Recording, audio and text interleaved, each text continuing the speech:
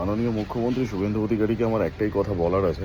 আমি এই ভিডিওটা বানাচ্ছি এই কারণেই, আমি জানি না যে এই ভিডিওটা কতটা কি কতজন মানুষের দেখবেন বা কতজন মানুষ এই ভিডিওটাকে শেয়ার করবেন।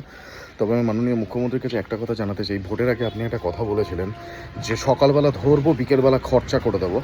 বেহালায় নাবালিকাকে যেভাবে রেপ করা হয়েছে, একটা নাবালিকাকে নেশা জাতীয় চকলেট খাইয়ে লিফট দেওয়ার নাম করে তাকে গাড়িতে তুলে যে গণধর্ষণ করা হয়েছে, সেটা নিয়ে আজকে প্রত্যেকটা নিউজ চ্যানেল কিন্তু নীরব। প্রত্যেকটা নিউজ চ্যানেল কিন্তু বা মিডিয়া চ্যানেল কেউই এটাকে নিয়ে কোনো রকম কোনো ভিডিও বা কোনো রকম কোনো প্রকাশে নিয়ে আসার কোনো কিছুই করছে না। আমি মাননীয় মুখ্যমন্ত্রীর কাছে একটাই কথা বলবো, যোগী রাজের মতন যদি আপনি বুলডোজার চালাতে পারেন, তাহলে যোগী রাজের মতন সকালে ধরে বিকেলবেলা খরচা করাটাও কিন্তু আপনার দায়িত্ব। এবং আপনি এটা নিজে মুখে বলেছিলেন যে সকালে ধরবো, বিকেলে খরচা করব, তাহলে সেটাই করুন। এদেরকে দাঁড় করিয়ে অজয় পালসার স্যারকে বলুন খরচা করতে, without any chargesheet, anything, just encounter.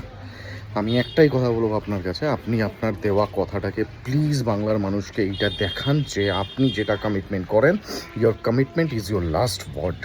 আমি এইটুকুনটাই আপনার কাছে বলবো, আপনি আপনার কমিটমেন্টটাতে থাকুন। সকালে ধরুন, বিকেলে খরচা করুন, কিন্তু justice for Behala please, only justice for আর্চিকন নয়, justice for Behala also, justice for Kamduni also, justice for Sandeshkhali also, justice for Park Street, justice for anything. কোনো রেপিস যেন আপনার রাজত্বে আগামী 5 বছর রেহাই না পায়। আমি আপনার কাছে শুধু এইটুকুনটা প্রার্থনা করবো, হ্যাঁ, হাত জোর করে আপনার কাছে রিকোয়েস্ট করছি, কোনো রেপিস যেন আপনার রাজ্যে শান্তি মনে বসবাস না করতে পারে, রাস্তায় ঘুরতে না পারে আপনার রাজ্যে।